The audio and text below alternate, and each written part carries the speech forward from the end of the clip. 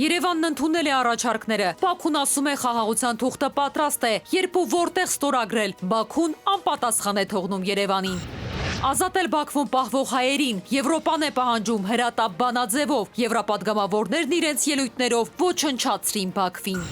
Ընտրության վճարվող գնի բարոյական հաշմանդամների ու պատվի մասին Ռուբեն Վարդանյանը դադարեցրել է հացադուլն ու դիմել նոր ուղերձով։ Բաքվի դատարանում հայը հայի դեմ ցուցմունք է տալիս, Բաքվի սարքացն է, վերջին քայլերին են գնում, բողոքի ցույց Հայաստանում, Շվեյցարիայի դեսպանատան մոտ։ Ձևական աճուրդներ 100 դրամով հող են վաճառում, հատ-հատ կանգնեցնել։ Եվրոպացիները հայկական ձուկ կուտեն, արտահանման նոր ուղղություն։ Բարերեկո ժամալրատվականը հետևել է, հավաքելու խմբագրել օրվա կարևոր լուրերը, ես Մարիաննա Հակոբյանն եմ, սկսում ենք թողարկումը։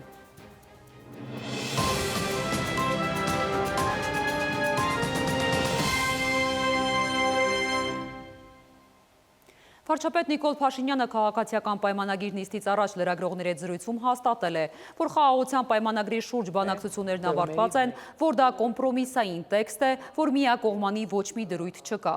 Ինչ վերաբերում է Ադրբեջանին ճանապարհ տալուն, Փաշինյանն ասել է՝ այո, տալու ենք, իսկ թե ինչպես, Փաշինյանն ասել է, իր հոդվածում մանրամասն կա այդ մասին։ Իսկ սահմանադրության փոփոխության հետ կապված Բաքվի հետ քննարկումներ չեն անցկացվել։ Փաշինյանը պարզաբանել է նաև, թե որոնք էին խաղաղության պայմանագրի մինչև այժմ չհամաձայնեցվող երկու կետերը։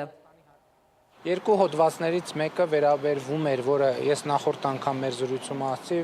մեկը վերաբերում էր սահմանի երկայնքով երրորդ երկրների ուժեր չտեղակայելու վերաբերյալ հարցին, մյուսը միջազգային ատյաններից փոխադարձաբար հայցերը ետ վերադարձնելու եւ միմյանց նկատմամբ գործողություններ չիրականացնելու։ Այս պահին արկա բովանդակությունը կարող է համարվել այն փող զիջումային տարբերակը, որը կարող է ընդունելի լինել։ Ալիևը եւ Նալին եւ Մեխին է խփում, ասում են, որ խաղաղության թուղթը պատրաստ է, սակայն երբ ու որտեղ ստորագրել անպատասխան են թողնում։ Ալիևը իր խամաճիկների շուրթերով է փոխանցում, եթե Հայաստանը տարածաշրջանում խաղաղություն է ուզում, պետք է սերտորեն համագործակցի Բաքվում տեղի ունեցող դատավարության հետ։ Փրփրել է, բողոքում է, Երևանը իբր զինվում է, վարված են Եվրամիության դիտորդներից, էլի հոխորտում է, Երևանը հակադարձում է։ Երևանն ընդունել է Բաքվի առաջարկները խաղաղության համաձայնագրի վերջին երկու չհամաձայնեցված կետերի վերաբերյալ, արտգործնախարար Ջեյհուն Բայրամովն ասաց։ Իսկ չհամաձայնեցված հատվածը, հիշենք, միջազգային հայցերի հետ կանչի եւ եվրադիտորդներին հայ-ադրբեջանական սահմանից հեռացնելու վերաբերյալ էր։ Հայաստանն ընդունել է համաձայնագրի վերջին երկու չհամաձայնեցված կետերի վերաբերյալ ադրբեջանական կողմի առաջարկները։ Հաջորդիվ Բաքուն ակնկալում է, որ Հայաստանը փոփոխություններ կկատարի իր սահմանադրության մեջ։ Մինչև այս Հայաստանի արտգործնախարարն էր հայտարարել, որ ադրբեջանական կողմի հետ մեջբերում քննարկում ենք այնպիսի դրույթներ, ինչպիսիք են օրինակ Հայաստան-Ադրբեջան միջպետական սահմանին երրորդ կողմերի ուժերի բացառումը, միմյանց նկատմամբ միջազգային իրավական հարթակներում վեճերից, հայցերից, գանգատներից հրաժարումը, եւ եթե համաձայնեցվի ստորագրվի եւ մտնի ուժի մեջ, այս կետերը, ինչպես եւ մնացած բոլոր կետերը, ենթակա են պարտադիր կատարման, մեջբերման վերջ։ Մի կողմից վերջնագրերն են առաջ մղում, ընդունել տալիս, մյուս կողմից չեն թույլաtsնում ագրեսիվ խոսքը։ Մասնագետը չի զարմանում։ Մենք պետք է հասկանանք, որ նպատակները ավելի կարևոր են, քան փաստաթղթերը։ Այսինքն Ադրբեջանի նպատակները մենք պետք է շատ լավ հասկանանք եւ այդ նպատակների դեմ աշխատենք։ Այսինքն Ադրբեջանի նպատակը առնվազն փոկել Հայաստանի Սյունիքը,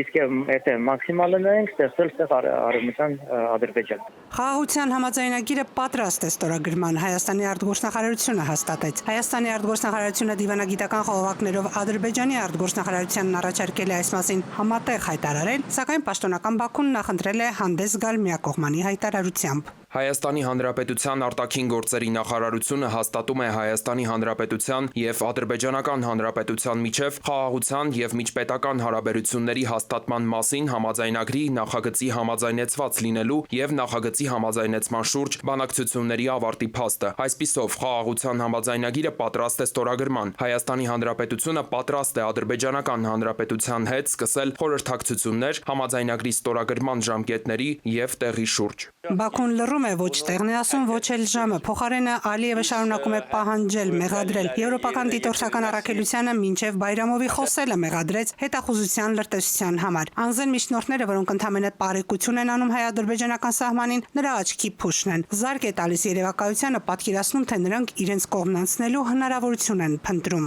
Նրանք գիշեր-ցերեկ կանգնած են մեր սահմաններին ինչպես լրտեսները, հարմար անցքեր են փնտրում մեզ մոտ անցնելու համար։ Սպառնալիքն ու ռազմական ռետորիկան բերանին Ալիևը շարունակում է ամեն օր մեղադրել, թե Երևանն իբր սպառազինվում է։ Հայաստան մատակարարվող ավերից զենքերը ուղղված են մեր դեմ, գուցե դրանք այսօր այլ տեղ են պետք, բայց այդ զենքերը ուղարկվում են Հայաստան։ Երևանն ասում է, մարտունակ բանակ ունենալը երկրի ինքնիշխան իրավունքն է։ Արտգործնախարար Միրզոյանը նախորդին հնդկական մեդիային ասաց, Հայաստանը չունի որևէ ագրեսիայի մտադրություն որևէ երրորդ երկրի նկատմամբ։ Հայաստանի մտադրությունը միայն իր սեփական պաշտպանական կարողություններն արդիականացնելն է, բայց մեկ է, Բաքուն չի հանդարտվում։ Մասնագետները հույսել չունեն, թե կհանդարտվի։ Պոկում է առանց զենքի, ինչ կարողանում է, ասում են։ Հետո կանցնի Զանգեզուր կոչվածին, Սյունիքին։ Սիրանուշ Մուրադյան, ժամը լրատվական։ Խաղաղությունը եւ լավ հարաբերությունները մեզ առաջին հերթին պետք են մեր միջավայրի, մեր անմիջական հարևանների հետ։ Այս մասին թուրքական լրատվամիջոցների հետ հանդիպման ժամանակ հայտարարել է Փաշինյանը։ Նա իր Facebook-յան էջում տեղեկացրել է, որ հարցազրույցը կհեռարձակվի այսօր 22:10-ին։ Պատմությունը ինչ համար ենք օգտագործում, որ պատմական կոնֆրոնտացիաները դառնան հավիտենական, թե պատմական կոնֆրոնտացիաները մեզ համար ուղերձ են խաղաղ, համագործակցված, կայուն, տարածաշրջանային իմաստով ապագա կառուցելու համար։ Թուրքական Անադոլու գործակալությունը որոշ մանրամասներ է հրապարակել Փաշինյանի հարցազրույցից, մասնավորապես ըստ գործակալության Փաշինյանն ասել է, որ Արևմտյան Հայաստանը Արմավիրի եւ Շիրակի մարզերն են, իսկ Արևմտյան Հայաստան արտահայտությունը մեր սահմանադրության մեջ չկա։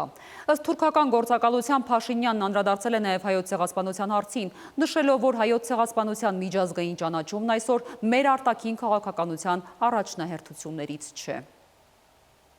Ազատել Բաքվում պահվող հայերին Եվրոպան է պահանջում։ Հրատապ Բանաձևը ձայների ճնշող մեծամասնությամբ Եվրոպական խորհրդարանն այսօր ընդունեց։ Քվեարկությանը նախորդած քննարկման ընթացքում եվրապատգամավորները կոշտ ելույթներով ոչնչացրին Ալիևի ռեժիմը։ Բաքվի ռազմական դատարանը խայտարակվեց Եվրախորհրդարանում։ Սխալ թարգմանություններից մինչև խոշտանգումներ Բաքվի անօրինությունները ջրի երես դուրս եկան։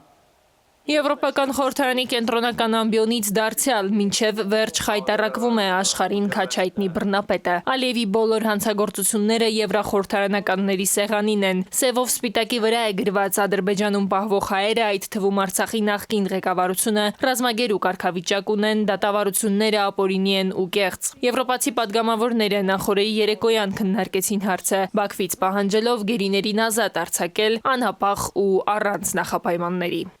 Այսօրվա աշխարհաքաղաքական միջավայրում հրատապ անհրաժեշտություն կա, որ Եվրամիությունը պաշտպանի իր արժեքները, հատկապես հենց իր անմիջական հարևանությամբ։ Դրա փոխարեն մենք կրկին փորձում ենք բավարարել բռնապետին եւ խրախուսել Ալիևի գործողությունները, ընդլայնելով առևտրային համագործակցությունը։ Միթե մենք դասեր չենք քաղել, ժամանակն է դադարեցնել ռազմավարական գործընկերության պատրանքները, առերեսվել իրականության հետ եւ գործել ըստ մեր արժեքների ու սկզբունքների։ Հայաստանի հարցերով մշտական զեկուցողները Բանաձևի համահեղինակները ավելի քան 2 տասնյակ եվրախորհրդարանականներ մոտենում էին ամբիոնին ու աշխարհի աչքը բացում։ Բաքվում ավտորիտար ռեժիմ է, 23 հայ այդ երկրի բանտերում տանջվում են, պարզապես որովհետև հայ են։ Կարող է այս պայմաններում Կովկասում արդարություն ու կայունություն լինել, կասկածում է Վասիլե Դինկուն, իր ելույթում կոնկրետ է ձևակերպում։ Պետք է պատժվեն մեղավորները։ Մենք կօգտագործենք բոլոր հնարավորությունները, որպեսզի Ադրբեջանը պարտավորվի ապահովել կալանավորվածների համար արժանապատիվ եւ անվտանգ պայմաններ։ Խոշտանգումների եւ անմարդկային վերաբերմունքի վերաբերյալ զեկույցները պետք է անհապաղ եւ անկողմնակալ հետաքննվեն։ Ադրբեջանական գազն է աշխարհի աչքերը կուրացնում։ Համենայն դեպս եվրոպացի падգամավորների խումբը հիշեցնում է, այն ավելի կարևոր չէ, քան մարդու իրավունքը։ Քննարկման ավարտին Եվրոպական հանձնաժողովի հանձնակատար Դան Յորգենսենը պատմեց, հետևում են Բաքվում ընթացող դատավարություններին, անօրինականություն է ու ամենաթողություն, վերջը տալ է պետք։ Մենք պետք է խիստ պատժամիջոցներ կիրառենք այս պաշտոնյաների նկատմամբ եւ խրախ խրախուսենք ապագայում նման բռնությունների կանխարգելումը։ Ապագան հեռու է դրականից։ Տարածաշրջանում ռազմական իրավիճակը հաշվի առնելով մենք պետք է գործենք հիմա եւ ընդունենք կոնկրետ միջոցներ ապագա ողբերգություն թույլ չտալու համար։ Թեև բռնապետ Ալիևը պարզապես հեգնանքով է վերաբերվում եվրոպական այս կառույցին, բայց մտահոգվելու տեղ ունի։ Եվրոպական միության խորհրդարանը գրեթե միաձայն 523 կողմ 3 դեմ 84 ձեռնպա քվեարկությամբ ընդունեց բանաձևը ընդդեմ Ադրբեջանի, որով կոչ է անում ազատ արձակել Հայաստանի քաղաքացիներին։ Տիգրան Նիկուրգինյան, ժամը լրատվական։ Բաքվի դատարանում հայը հայի դեմ ցուցմունք է տվել, նրանց սարքածն է։ Պորինիները վերջին քայլերին են գնում, փորձում փրկել իրենց կաշին։ Արցախի նախկին պետնախարար Արտակ Բեգլարյանը ենթադրում է, թե ովքեր կարող են լինել Վարդանյանի դեմ ցուցմունք տված հայերը։ Հայաստանում Շվեյցարիայի դեսպանատան մոտ արցախցիներն այսօր բողոքի ակցիա են անցկացրել։ Ովքեր են այն հայկական ազգանունով մարդիկ, որոնք ըստ ադրբեջանական լրատվամիջոցների Բաքվի ռազմական դատարանում ցուցմունքի ամբիոնի մոտ կանգնած Ռուբեն Վարդանյանի դեմ են խոսում։ Ծագումով հայեր, այսպես են նրանց որակել ադրբեջանցիները։ Արցախի նախկին պետնախարար Արտակ Բեգլարյանը անձամբ չի ճանաչում, բայց շատ բան գիտի նրանց մասին։ Ասում է, Արցախում մնացած հայեր են, ինչու են մնացել հայտնի չէ։ Բարձր կամքով չեն փայլում, ազդեցության տակ ընկնելը բացառված չէ։ Նաև կարող է հարկադրանք լինել ադրբեջանական կողմից։ Առնվազն մեկի մասով տեղյակ եմ, որ ալկոհոլիկ է, երկրորդի մասով կդժվարանամ ասեմ, եւ հոգեկան կայունության խնդիրներ էլ ունեն։ Սա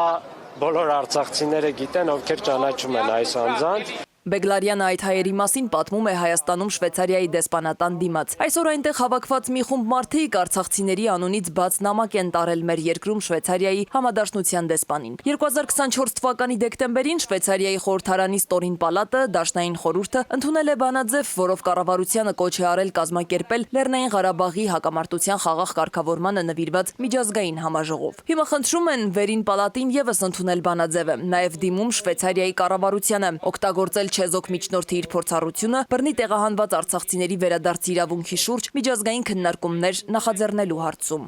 Կանգնի, ինչպես ասում են, պատմության ճիշտ կողմում եւ իր քայլով եւս մեկ անգամ ապացուցի, որ Շվեյցարիայի նման պետությունը հարց չէ տեղի ունեցողի հետ։ Արցախահայերը տնից տեղից զրկված են, Արցախի հարցը կարծես ամբողջությամբ փակված միջազգային իրավունքի կոպտագույն խախտմամբ։ Իսկ Ադրբեջանի իշխանությունը չի դադարում ամենաթողության պայմաններում անել սրտի ուզածը, դատել հայերին չվախենալով որևէ միջազգային միջամտությունից։ Շվեյցարիայի դեսպանատան առաջ հավաքված հայերը դեսպանից հենց այդ միջամտության ակնկալիքն ունեն։ Ներկայումս Բաքվում կեղծ դատավարություններ է անցկացնում ապօրինաբար ձերբակալված հայ քաղաքացիների, ռազմագերիների եւ Լեռնային Ղարաբաղի ղեկավարների դեմ։ Երկու կարևոր շեշտադրում ու խնդրանք են արցախահայերը բարձրաձայնել։ Անտարբեր չլինել 120,000 հայի ճակատագրի հանդեպ, անտարբեր չլինել Բաքվում ապրել-չապրելու խնդրի առաջ կանգնած 23 հայի ճակատագրի հանդեպ։ Սվետլանա Ավդիշյան, Տիգրան Նիկուրգինյան, ժամը լրատվական։ Ընտրության վճարվող գնի բարոյական հաշմանդամների ու պատվի մասին։ Ռուբեն Վարդանյանն այսօր 23-րդ օրը դադարեցրել է հացադուլն ու դիմել նոր ուղերձով։ Փորձության մեջ մարդկային առաքինությունները չկորցրած հայը փորձում է հասկանալ անգամ իրեն երբեք չտեսած, բայց իր դեմ ցուցմունք տվող հայերին, ասելով, որ նրանք սարսափելի վիճակում էին։ Այսօր մարտի 12-ն է իմ հացադուլի 23-րդ օրը, ես գերազանց վիճակում եմ։ Ռուբեն Վարդանյանն է Բաքվի բանտից ընտանիքին փոխանցված ուղերձում տեղեկացնում, որ դադարեցնում է հացադուլը։ Ինչ կարևոր ուղերձներ ու նպատակ ուներ Վարդանյանը հացադուլ հայտարարելով։ Ցույց տալ, որ չկա իրական դատավարություն, այլ իրականացվում է ձևական դատ։ Ցույց տալ, որ այստեղ ինձ միայն չեն դատում են բոլոր հայերին եւ հենց պետությանը։ Ցույց տալ, թե ինչ գին պետք է վճարեին նրանք, ովքեր կցանկանային մնալ ու ապրել այստեղ Արցախում, չհեռանալ։ Վարդանյանն ասում է, թե վերջին դատական նիստը վառօրինակ էր, թե ինչ տեղի կունենար, եթե արցախցիները մնային իրենց տանը եւ ինչ գին կվճարեին դրա համար։ Շարունակում եմ, երկու արցախահայ իր դեմ ցուցմունք տվեցին, պատմելով անհավանական բաներ։ Ընդ որում նրանք կյանքում ինձ չեն էլ տեսել, բացի այդ նրանք իրենք էին գտնվում սարսափելի վիճակում, բայց հանդես եկան դատարանում եւ ես նրանց շատ խղճացի։ Մարդ ամեն ինչի համար ինչ որ գին է վճարում։ Այն հայ օրինակը, որին ձերբակալել տարել էին հենց Կարմիր խաչի ավտոմեքենայից ու դատապարտել 15 տարվա ազատազրկման։ Եվ այս երկու անձանց օրինակը պարզ զգուշացում է, որ ձեզ ձեր տներում հանգիստ թույլ չէին տա ապրել։ Վարդանյանն առաջինը առանձնացնում է հենց այն, որ կարողացավ ցույց տալ, թե ինչ կարժենար Արցախից չհեռանալը։ Երկրորդը ցույց տալ, որ սա ոչ թե դատավարություն է, այլ ձևական դատ, եւ իմ պահանջները, իմ միջնորդությունները քննարկելու իմ օրինական իրավունքի հերթական մերժումը ցույց է տալիս, որ այստեղ դատավարություն չի լինելու։ Այս շոուն շարունակվելու է անկախ ամեն ինչից։ Վարդանյանը հղում անելով Ադրբեջանի իշխանության պաշտոնական ներկայացուցչի ելույթին արդեն համոզված պնդում է, որ դատն իրականացվում է ոչ թե 15 գումարած մեկի, այլ Հայաստանի դեմ որպես պետության ընդհանրապես ցանկացած հայի դեմ։ Հետո դիմում է Հայաստանի ժողովրդին, թե Արցախը կորցնելով առաջիկա տարիներին կկորցնենք նաև Հայաստանը, եթե արմատապես չփոխենք մեր վերաբերմունքը էլիտայի, իշխանության, պետության պատկերացումների վերաբերյալ։ Վստահ եմ, որ մեր ժողովրդի մեջ մենք ունենք առողջ ուժեր եւ որ այս ծանր ճգնաժամը մենք հաղթահարելու ենք, ինչպես որ արել ենք բազմաթիվ անգամներ մեր պատմության ընթացքում եւ կարողանալու ենք ոչ միայն պարզապես ապրել, այլև արժանապատիվ ապրել մեր հայրենիքում։ Ռուբեն Վարդանյանը ընտանիքի հետ հեռախոսազրույցի ընթացքում 2 ձայնային ուղերձ է փոխանցել։ Մյուսը նախընտրել է հրապարակել Կիրակի։ Նաև հայտնել է, որ հաջորդ անգամ կխոսի դատական եզրափակիչ նիստում, բայց միայն այն դեպքում, եթե Արցախում լինեն միջազգային ներկայացուցիչներ։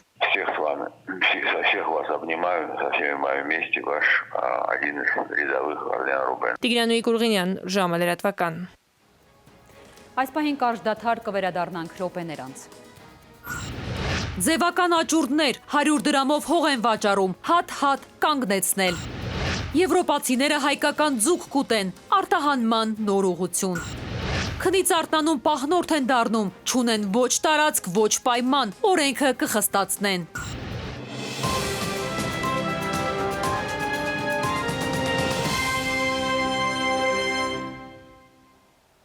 Ժամը լրատվականը շարունակում է աշխատանքն ուղիղ եթերում։ Սուջան ազատագրվել է Ռուսաստանի պաշտպանության նախարարությունը տեղեկացրել է, որ Կուրսկի ուղղությամբ Ուկրաինայի զինուժը մեկ օրում ավելի քան 340 զինվորական է կորցրել։ Ռուսական ԶԼՄ-ները հրապարակել են Կուրսկի շրջանում առաջխաղացման եւ ազատագրված տարածքների մասին։ Ֆրանսիայի ազգային ժողովն ընդունել է Ուկրաինային օգնությունն ավելացնելու մասին բանաձև, որի շրջանակում առաջարկում է արգրավել ռուսական սառեցված ակտիվները։ Փետրվարի վերջին Ֆրանսիայի նախագահ Էմանուել Մակրոնը հայտարարել էր, որ ռուսական սառեցված ակտիվների արգրավումը հնարավոր չէ, քանի որ դա հակասում է միջազգային իրավունքին։ Ֆրանսիայի ղեկավարն ընդգծել է, որ այդ հարցը պետք է դիտարկել բացառապես ուկրաինական հակամարտության կարգավորման խաղաղ բանակցությունների շրջանակում։ Ռուսաստանի համար միանգամայն անընդունելի է Ուկրաինայում օտարերկրյա զինված ուժերի տեղակայումը, նույնիսկ եթե խոսքը խաղաղապահների մասին է, հայտարարել է Ռուսաստանի արտգործնախարարության ներկայացուցիչ Մարիա Զախարովան։ Նրա խոսքով Միացյալ Նահանգները հասկանում է Ուկրաինա օտարերկրյա զորքեր ուղարկելու հետևանքները եւ հետեւաբար իրեն հեռու է պահում նման ծրագրերից։ Հրադադարի դեպքում Ուկրաինայում խաղաղապահ ուժերի տեղակայման ծրագիր են պատրաստել Մեծ Բրիտանիան եւ Ֆրանսիան։ Սպասվում է, որ մինչեւ 30,000 եվրոպացի զինծառայողներ կպաշտպանեն Ուկրաինայի ենթակառուցվածքները, քաղաքներն ու նավահանգիստը։ Ռուսաստանը հանդես է գալիս Ուկրաինայի հետ 30-օրյա հրադադարի օգտին հայտարարել է Ռուսաստանի նախագահ Վլադիմիր Պուտինը։ Համաձայն եմ Ուկրաինայում մարտերը դադարեցնելու առաջարկին, բայց դա պետք է հանգեցնի երկարաժամկետ խաղաղության, ասել է Պուտինը, նշելով, որ իրենք երաշխիքներ են ուզում, որ Ուկրաինան մոբիլիզացիա չի անցկացնի եւ զենք չի ստանա։ Ավելի վաղ Միացյալ Նահանգների նախագահ Թրամփը զգուշացրել էր, եթե Մոսկվան հրադադարի չգնա, հետևանքները վատ կլինեն։ Սաուդյան Արաբիայում ուկրաինացի բանակցողները ընդունել են ԱՄՆ պատվիրակության առաջարկը 30 օրով դադարեցնել ռուս-ուկրաինական պատերազմը։ Մենք առաջարկ ենք արել, որն ընդունվել է ուկրաինացիների կողմից, այն է հաստատել հրադադար եւ անհապաղ բանակցություններ սկսել, վերջ դնելու այս հակամարտությանը երկարաժամկետ եւ կայուն հիմքերով, հաշվի առնելով նրանց շահերը, անվտանգությունը եւ բարգավաճելու ներուժը։ ԱՄՆ նախագահ Դոնալդ Թրամփը նույնպես ողջունել է Ուկրաինայի առաջին քայլերը դեպի խաղաղություն, հայտնել է ԱՄՆ ազգային անվտանգության հարցերով խորհրդական Մայք Վալցը։ Նախագահը որոշել է չեղարկել Ուկրաինային տրամադրվող օգնության եւ անվտանգության ապահովման դադարեցումը, որը ուժի մեջ կմտնի անմիջապես։ Հրադադարի առաջարկն ընդունելուց հետո ուկրաինական պատվիրակությունը վերահաստատել է իր հանձնառությունը խաղաղության հարցում։ Միջազգային հանրությունը եւս մեկ անգամ պետք է գիտակցի, որ Ուկրաինան չի սկսել այս պատերազմը, բայց Ուկրաինան պատրաստ է արդար եւ կայուն խաղաղության։ Երեքշաբթի ավելի վաղ Ուկրաինան անօթաչուների միջոցով զանգվածային հարձակում է իրականացրել Ռուսաստանի մի քանի շրջանների վրա։ Մոսկվան հայտարարել է, որ հարձակումը կարող է խոչընդոտել խաղաղ բանակցությունները։ Բանակցություններ դեռևս չկան, ուստի խափանելու ոչինչ չկա, սակայն ձևավորվող միտումը կարող է էապես վնասվել։ Չնայած լարվածությանը, ակնկալվում է, որ Միացյալ Նահանգները կշարունակի իր նախաձեռնությունը եւ Ռուսաստանին կներկայացնի հրադադարի իր առաջարկը, հուսալով, որ այն կհանգեցնի կայուն խաղաղության համաձայնագրի ստորագրմանը։ Ամերիկայի ձայն Վաշինգտոն։ Կառավարության նիստում Փաշինյանը հայտարարել է, թե ծիծաղելի գներով սեփականության վերաբաշխում է տեղի ունենում, 100 դրամով հող են վաճառում։ Փաշինյանը հանձնարարել է հատ-հատ կասեցնել բոլոր աճուրդները։ Կառավարությունում անդրադարձել են նաև գույքահարկի բարձրացմանը, ընդդիմադիրների երկու նախագիծ հավանություն չի ստացել։ Պետական վերահսկողական ծառայությունը մարզային մի քանի համայնքներում արգելել է համայնքային հողերի աճուրդի չեղարկումը։ Կառավարության նիստում հողատարածքների առողջարկներին անդրադարձավ Նիկոլ Փաշինյանը, մտահոգություն հայտնելով, թե հանրապետությունում հողեր են վաճառվում քառակուսի մետրը 7 դրամով, 15 դրամով, 20 դրամով։ Եվ ինչու եմ ես սրա մասին իմանում, որ ասենք մեկ էլ մի քաղաքացի որոշում է ինձ նամակ գրի, ես դրա մասին եմ իմանում։ Էլի ինստիտուցիոնալ պրոբլեմա, ինչի ինձ ոչ մի անգամ ես կներեք իմ բանը չի հերիքում, ես չեմ կարող ամեն ինչի, կամ կարամ լավ չեմ աշխատում, որ ամեն ինչի մասին բացարձակապես տեղյակ լինեմ, բայց սա ինչ իրավիճակ է, ես չեմ հասկանում, դե չի բան անում, ձեր աչքը չի ծակում դա,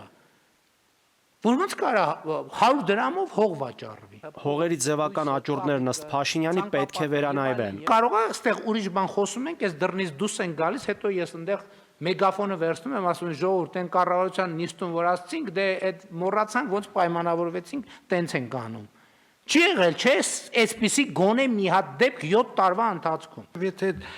հողը գին չունի, թող վաճառվի իր իրական շուկայական գնով, բայց եթե ինքը թանկ է, թող վաճառվի թանկ։ Հիմա մենք էլի բերել ենք հեսա ստանդարտ սահմանենք մի հատ գին ու հողերի կեսը չվաճառվի։ Ազգային ժողովի ընդդիմադիր падգամավորներն առաջարկում են կասեցնել 2021 թվականից տարեց-տարի զգալի ավելացող գույքահարկի բեռի աճը։ Նախագծի հեղինակների դիտարկմամբ այն ունի հակասոցիալական եւ անարդար բնույթ։ Նրանք ակնկալում են, որ կվերացնեն 2026-ից նախատեսվող գույքահարկի 30% ավելացումը։ Կառավարությունը սակայն դեմ է ազգային ժողովի ընդդիմադիր падգամավորների ներկայացրած նախագծին։ Նիկոլ Փաշինյանի ձևակերպմամբ գույքահարկի բարձրացումը լուծում է համայնքների ֆինանսական խնդիրը։ Նախագծի հեղինակներին ձեռ է տալիս, որ համայնքը չունենա այդ հնարավորությունը, որ երկար ջպերով մարդիկ գան, ասեն, հա ինչա պետք ստեղ, բան, հա մի հատ էլ բան արեք, գրավիլ բերեք, լցրեք, ու բոլոր գյուղացիները զարմանան, ասեն, վայ, սա հրաշք է, երկնային մանանա է, ոնց գրավիլ եկավ, բան, մի քանի բան, քերած ասֆալտ եկավ, պետքա բան անել, երկրպագել, այդ հաստ վզերով եւ մեծ գլխերով մարդկանց, որ կարողացան երկնքից բանի Մովսեսի նմանությամբ մանանայի փոխարեն գրավիլ իջեցնել եւ մեր փոսերը լցնել, որի գոյությունը միջև հաջորդ անձրևն է։ Կառավարությունը բացասական եզրակացություն տվեց նաեւ ֆիզիկական անձանց եկամուտների հայտարարագրման համակարգի կիրառությունը չեղարկելու մասին ընդդիմադիր падգամավորների օրինագծին։ Ֆինանսների նախարարությունը նշել է, թե ֆիզիկական անձանց եկամուտների հայտարարագրման համակարգի չեղարկման առաջարկությունը սկզբունքորեն անընդունելի է։ Նայիրի Մուրադյան, ժամը լրատվական։ Եվրոպացիները հայկական ձուկ կուտեն, հայկական ձկնամթերքը առաջին անգամ Եվրոպա կգնա։ Չափանիշներին վաղուց է համապատասխանում, մինչև հիմա արտահանվել է Ռուսաստան ու Ամերիկա։ Հերթը Եվրոպայինն է։ Ինչ պետք է իմանան արտահանողները, ուր ու ինչպես դիմել, Էդուարդ Պողոսյանն է պատմում։ Հայկական ձկնամթերքը եվրոպական վիզան ստացել է ու արդեն 3 օրից մարտի 16-ից ճամփա կարող է ընկնել։ Հարավկովկասից առաջին ուղևորությունն է։ Սրա համար մեր պետությունն ավելի քան 8 տարի բանակցեց, ուրեմն հենց ամսի 16-ից արտահանում կլինի, պաշտոնյաները չեն կարծում, տեղեկացնում են արտահանողները դեռ համապատասխան համակարգում պիտի գրանցվեն, որ եվրոպացիներն անհատապես ասեն ումից ինչ պահանջ ունեն։ Նախնական թույլտվությունը հարցում են անում մեզանից արտահանման հետ կապված, մենք դա գրանցում ենք, տեսնում ենք ինչ չափորոշիչներով արվելու փորձաքննությունները ու արվում է իրանց էլ տեղեկացումը դրա մասին, լաբորատոր փորձաքննություններ արվում է, տալիս ենք սերտիֆիկատը արտահանման։ Եվրոպական շուկա, բայց հայկական ձկնամթերքը ռուսական, ամերիկյան ու Միացյալ Էմիրությունների շուկաներում վաղուց արդեն իր տեղն ու դիրքն ունի, ու այնպես չէ, որ վերջիններիս չափանիշները խիստ չեն, ձկնաբույծների միության նախագահն է ասում։ Վերամշակող արտադրամասերը մեզ մոտ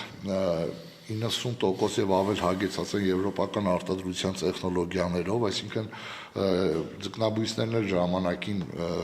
գիտակցել են, որ քայլեր պետք է կատարվի նաեւ այլ շուկաներ, այսպես ասած, նվաճելու հետ կապված։ Եվրոպական շուկայի 80%-ից ավելին նորվեգական ու դանիական ձկնամթերքինն է, հայ արտահանողների ասելիքը լսելի կլինի այդտեղ։ Մասնագետները հաստատում են, մեր արտահանողները լուրջ մրցակցության հետ են գործ ունենալու, սակայն թելադրողը մեկ է, որակն է լինելու։ 2024 թվականին ունեցել ենք շուրջ 27000 տոննա արդյունաբերական արտադրված ձուկ եւ ձկնամթերք,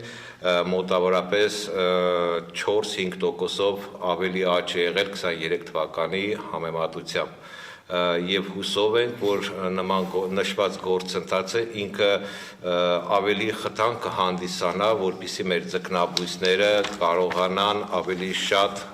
ձուկ եւ ձկնամթերք արտադրեն։ Հայկական ու եվրոպական շուկաների համար արտադրանքի տարբերություն կլինի, ասենք արտահանման ենթական ավելի լավը լինի։ Մասնագետները վստահեցրին, այդպես չի եղել ու չի լինի։ Իսկ արտահանումը եթե իրականացվի ցամաքային ճանապարհով, ապա առավելագույնը 4-5 օր կտևի։ Եվրոպացիները գիտեն, մսամթերքը շուտ տեղ հասցնել է պետք։ Էդուարդ Պողոսյան, ժամը լրատվական։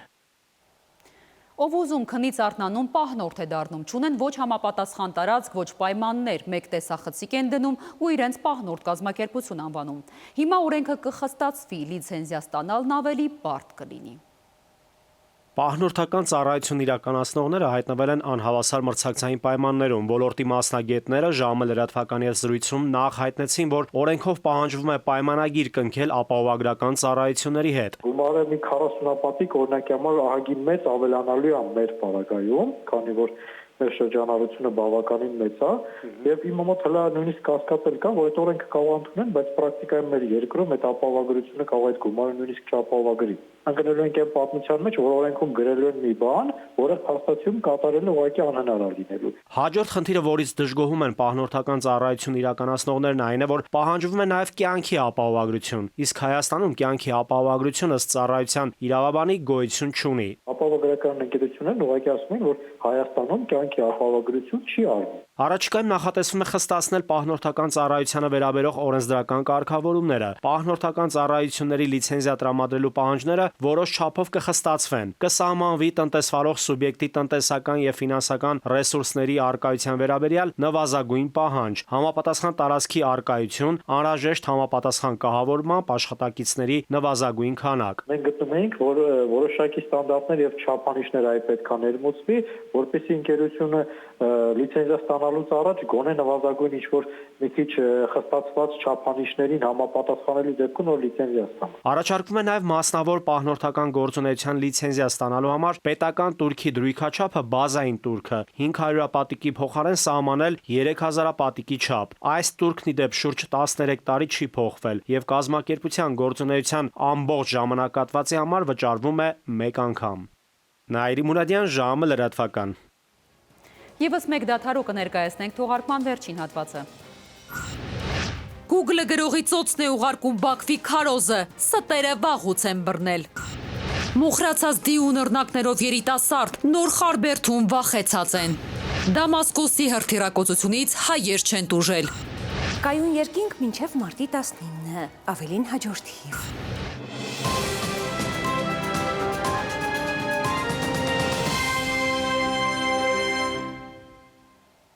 Շարունակենք թողարկումը։ Google-ը գրողի ծոցն է ուղարկում Բաքվի քարոզը, ստերը վաղուց են բռնել։ Մեդիա փորձագետը խոսել է Բաքվի քարոզչական նոր հնարքներից, ինչպես են աշխատում YouTube-ում, Facebook-ում ու ոչ միայն։ Բաքուն Google-ի ռադարում է։ Մենք դադարեցրել ենք YouTube-ի 4167 ալիքի գործունեություն, որոնք Ադրբեջանին աջակցելու եւ Հայաստանին քննադատելու բովանդակություն էին տարածում։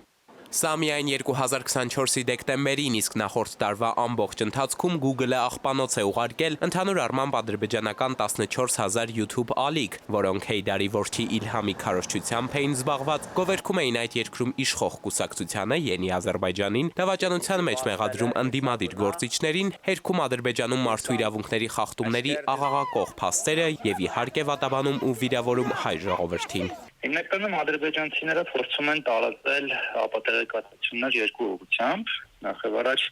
պատմական ուղղությամբ, օրինակ ինչ-որ դեր, որոնք որ պատմականորեն հաստատված չեն, սակայն իրենք փորձում են դա հարամցնել որպես իրականություն, իսկ երկրորդը դա տարածաշրջանային հարցերն են, հիմնականում ռազմական։ Հայաստանն ապրիլին պատրաստվում է Ադրբեջանի վրա հարձակվել, այս կեղծեզն օրինակ հենց հիմա ադրբեջանական քարոզչամեքենան պտտում է սոցիալական ցանցերում։ Ստախոսության ու պատմակեղծարարության չեմպիոնները մեդիափորձագետի տեղեկացմամբ իրականում ավելի շատ սանկցիաների տակ կարող էին հայտնվել, սակայն մի սողանցք գտել են։ Արգելված բառերը գրում են մի դեպքում օրինակ ռուսատար, մյուս դեպքում լատինատար։ Բառի իմաստը փոխում է, այդ որման համակարգի այդ ռոբոտները, ովքեր որ ման են գալիս բառեր, դրանք գտնում բառը, որը որ կարող է ենթարկվել բլոկի, կարդում են եւ չեն հասկանում այդ բառը այդ բառն է, թե մեկ այլ բառ է։ Ադրբեջանի հետ կապված հետաքննություններ իրականացնելու մասին Google-ի սպառնալիքների վերլուծության խումբը առաջին անգամ հայտնեց դեռ 2021-ի տեղեկագրում։ Այդ տարի հիշենք Ադրբեջանով եւ հայերենով ադրբեջանական բանակին աջակցող բովանդակությամբ 33 ալիք արգելափակեցին։ Սպառնալիք վերլուծողները տեղեկացրել էին, որ իրենց հայտնաբերած օրինակները նման են Facebook-ի բացահայտումներին, նույն այն բացահայտումներին, որոնցով ընկերությունը կեղծ օգտահաշիվներով քարոզչություն տարածող մի ամբողջ ցանցեր հայտնաբերել։ Ապեքական խմբավորումների հետ կապված նմանատիպ գրառումները իրանք մենաշիկ փորձում են բլոկավորել, որպեսզի իրենց համայնքը, այսինքն վիրտուալ համայնքը այն մաքուր, որպեսզի այն մարդիկ, ովքեր որ մուտք են գործում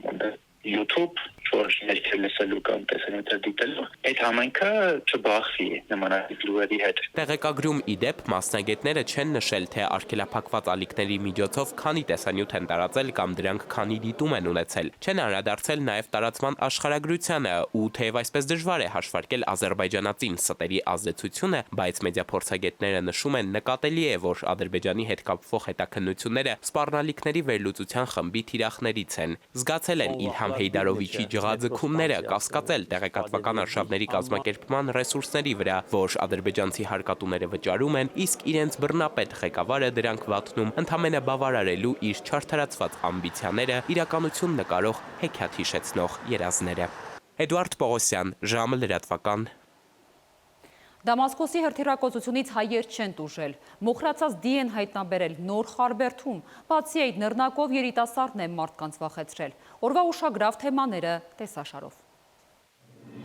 Տեղաշարժման դժվարություններ ունեցող ընտրողները կարող են փոխել իրենց քվեարկության վայրը։ Կենտրոնական ընտրական հանձնաժողովից ենք տեղեկանում։ Մարտի 30-ին կայանալիք տեղական ինքնակառավարման մարմինների ընտրություններին մասնակցելու համար տեղաշարժման դժվարություններ ունեցող ընտրողները կարող են մինչև մարտի 18-ը ժամը 14-ը բիմում ուղարկել ներքին գործերի նախարարության միգրացիայի եւ քաղաքացիության ծառայություն ըստ հաշվառման վայրի ընտրողների ցուցակից ժամանակավորապես դուրս գալու եւ իրենց նախընտրած վայրի ցուցակում ընդգրկվելու վերաբերյալ։ Մատչելի ընտրական տեղամասերի ցանկը հրապարակված է կենտրոնական ընտրական հանձնաժողովի կայքում։ Շիրակի եւ Լոռու մարզերի բժշկական կենտրոններում զորակոչիկների փորձաքննությունների պիլոտային ծրագիրը ըստ առողջապահության նախարարի կկազմակերպեն Վանաձորի եւ Գյումրու բժշկական կենտրոններում։ Այսպիսով զորակոչիկները ստիպված չեն լինի գալ, հասնել Երևան, այստեղ հավելյալ օր գումար ծախսել եւ անցնել համապատասխան փորձաքննություններ։ Հայտարարագրման էլեկտրոնային համակարգը տեխնիկական խնդիրների պատճառով ժամանակավորապես չի գործում։ Հայտարարատուներին տեղեկացնում է կոռուպցիայի կանխարգելման հանձնաժողովը, հավելելով՝ միջոցներ են ձեռնարկում առաջացած տեխնիկական անսարքությունը վերացնելու ուղղությամբ։ Նոր Խարբերդի տներից մեկի հողամասի հրդեհը մարելուց հետո մոխրացած դի է հայտնաբերվել։ Այս տեղեկությունն այսօր են ստացել իրավապահները ժամը 13:30-ի սահմաններում։ Հրշեջները մարել են սեփական տան տարածքի չոր խոտի եւ եղեգների հրդեհը եւ այստեղ էլ հայտնաբերել մոխրացած դին։ Նույն գյուղում մեկ այլ արտակարգ իրավիճակել է եղել 28-ամյա քաղաքացին երկու նռնակով սպառնացել է պայթեցնել տունը, նրան վնասազերծել են։ Լուսադեմին հենց ինքն է զանգել ոստիկանություն ու խնդրել մոտենալ Նոր Խարբերդի 16-րդ փողոցի տներից մեկին։ Երկու նռնակ ձեռքին նա պահանջել է չմոտենալ, սպառնացել, գրավել եւ պայթեցնել տունը։ Համայնքային ոստիկաններին հաջողվել է երիտասարդից վերցնել նռնակները։ Նա ձերբակալված է։ Իսրայելի հրթիռակոծության հետևանքով Սիրիայի Դամասկոս քաղաքի արևմտյան Տումար շրջանում հայեր չեն տուժել։ Այս մասին Սիրիայի հայ համայնքի ներկայացուցիչն է փոխանցում։ Ավելի վաղ Գանձասար պարբերականը հայտնել էր, որ իսրայելական ուժերը հրթիռակոծել են Դամասկոսի արևմտյան շրջանը, որտեղ բնակվում են հայ ընտանիքներ։ Պարբերականը նաև հայտնել էր, որ ռմբակոծության հետևանքով կան վիրավորներ եւ նյութական վնաս։ Սվետլանա Ավդիշյան, ժամը լրատվական։ Այժմ եղանակի մասին ծանոթանանք օդերևութաբանների կանխատեսումներին։